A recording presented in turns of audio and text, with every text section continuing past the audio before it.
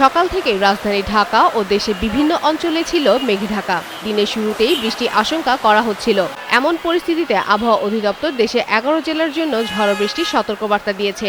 আবহাওয়া অধিদপ্তর জানিয়েছে, সোমবার দুপুরের আগে রংপুর, দিনাজপুর, পাবনা, বগুড়া, ঢাকা, টাঙ্গাইল, ময়মনসিংহ, নোয়াখালী, কুমিল্লা, চট্টগ্রাম ও সিলেট জেলার ওপর দিয়ে ঘন্টায় ৪৫ থেকে ৬০ কিলোমিটার বেগে দমকা বা ঝড়ো হাওয়া বয়ে যেতে পারে। এ সময় বজ্রসহ বৃষ্টিও সম্ভাবনা রয়েছে। পশ্চিম অথবা উত্তর পশ্চিম দিক থেকে এই ঝড়ো হাওয়া আসতে পারে বলে জানানো হয়েছে।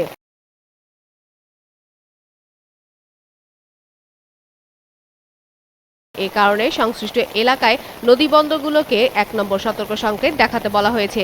বিশেষ করে নদীপথে চলাচলকারী নৌযানগুলোকে সতর্ক থাকার পরামর্শ দিয়েছে কর্তৃপক্ষ। এদিকে আবহাওয়া অধিদপ্তর আরও জানিয়েছে, আগামী কয়েকদিন দেশের সব বিভাগেই ঝড় বৃষ্টির প্রবণতা অব্যাহত থাকতে পারে। কোথাও কোথাও মাঝারি থেকে ভারী বর্ষণও হতে পারে। তাই প্রয়োজন ছাড়া বাইরে না যাওয়া এবং খোলা জায়গায় অবস্থান না করার পরামর্শ দেওয়া হয়েছে।